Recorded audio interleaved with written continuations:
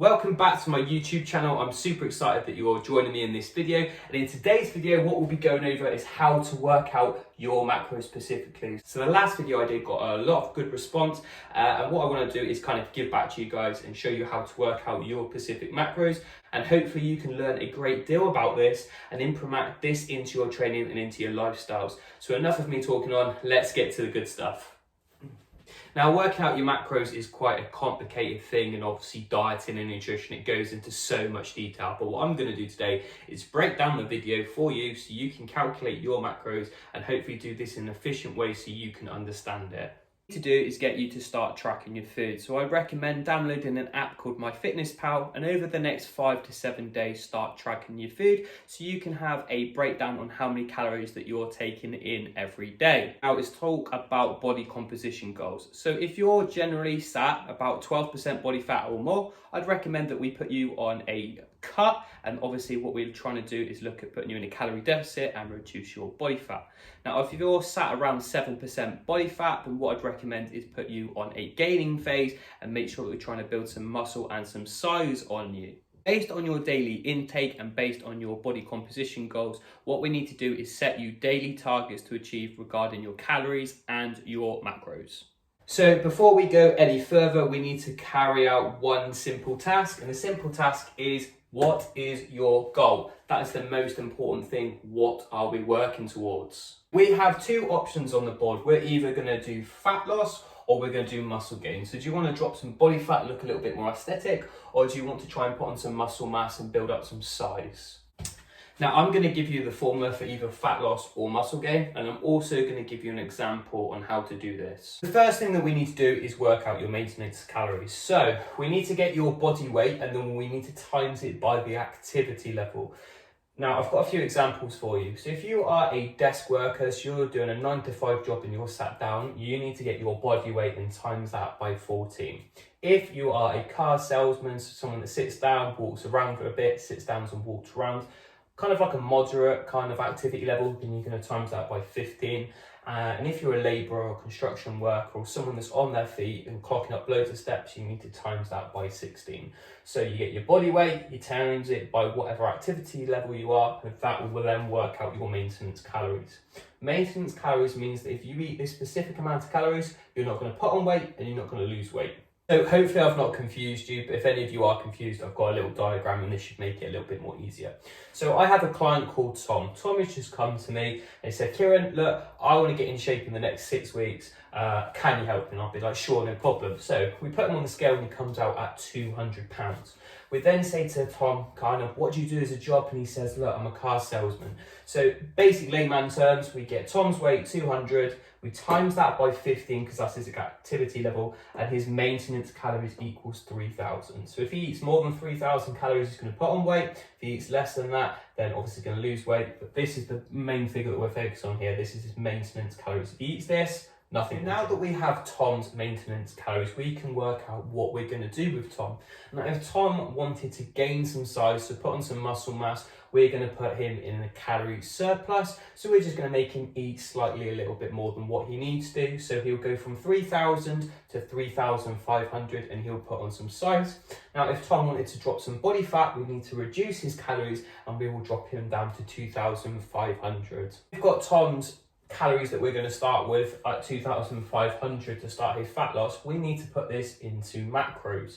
So there are 3 types of macros. You've got protein, you've got fat, and you've got carbs. Protein has 4 calories per gram, fat has 9 calories per gram, and carbohydrates has 4. In order to work out your protein, you're going to use your body weight, but I'm going to use Tom for this example.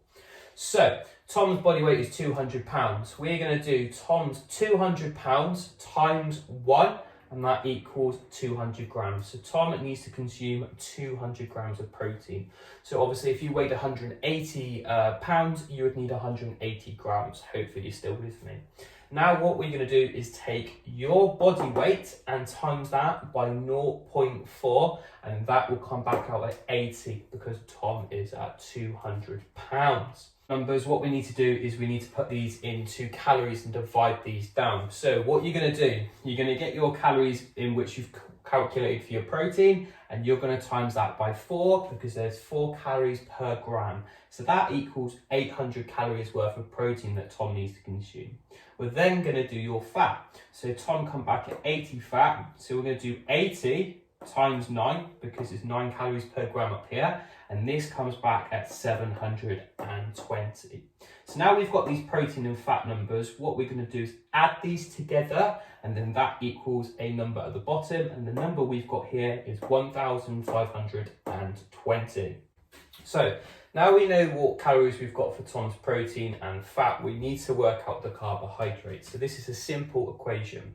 So for Tom to start his fat loss phase, we've come up with a figure of 2,500 calories that he needs to start with. So we're going to take this 2,500 and we're going to subtract 1,520. So that is just the number added from the fats and the protein together. We subtract that from 2,500 and that equals 980. Hopefully you're still with me.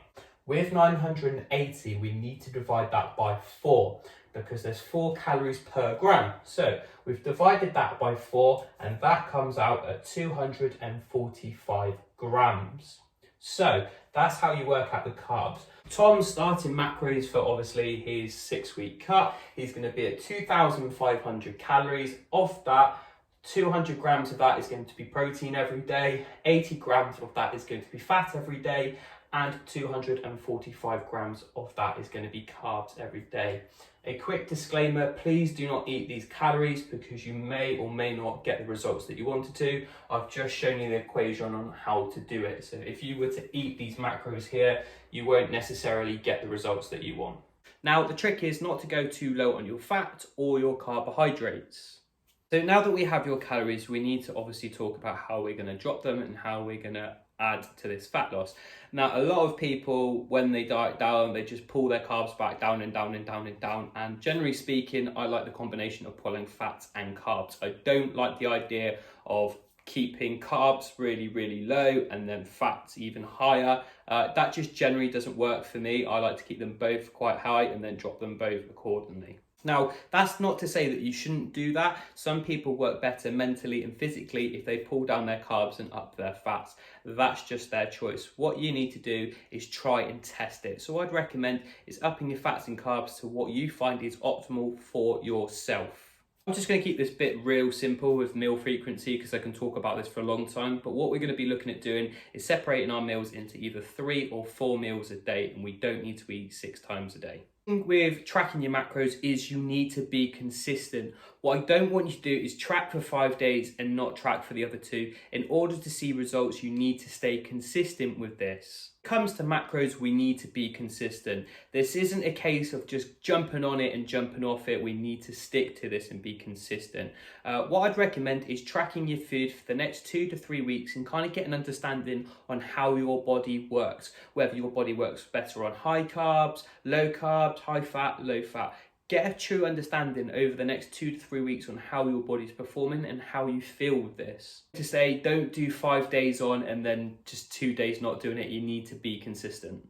Now, people can start seeing results a lot quicker than others. So take a male who's over 25% body fat, and then you have another male that's 12% body fat. Well, the male that has 25% body fat will start seeing significant changes a lot more than the guy that on the 12%. Even though they're both getting the work done and they're both seeing results, the results from the 25 guy will stick out more than the 12 because obviously when you get down to lower body fat figures, you don't see changes as much. So don't compare your progress with someone else's progress is what I'm basically trying to say. The growth is always better than fast results. So if someone who is 25% body fat and they've got down to 12% body fat and they did this extremely fast, expect them to relapse and put that weight on again. Whereas someone that is taking their time will do a lot better. So most importantly, take your time with this and do not aim for fast results because what's going to happen is you're going to go back to square one again. Take your time, nice, slow, gradual processing, getting better and better. Because fast results are not sustainable. What we want to do is make something that we can maintain and sustain for a long period of time. So if we start at the top and gradually go down, we can sustain that and keep that. Whereas if we start at the bottom, go down to the bottom and go back up again, just a waste of time. Obviously, once you've been tracking your macros for a little while, we can start doing different approaches and different methods of dieting. So we could do something like the keto diet where they have high fat and low carb. We could do carb backloading, and we can do carb cycling, or we can do paleo. Or even better, what we can do is do training day calories versus non-training day calories. We'll have slightly more calories, someone on a rest day will have slightly less calories. And these are just different methods that we can use to help us. There's one problem with tracking calories, and it doesn't take into consideration your metabolism. And this is where things get complicated. I've worked with a lot of people in my time, and the most common thing is males under eating. Basically, not getting enough calories in. So I've been working with this particular client for some time now, and I'm just going to show a before and after photo of what he looked like.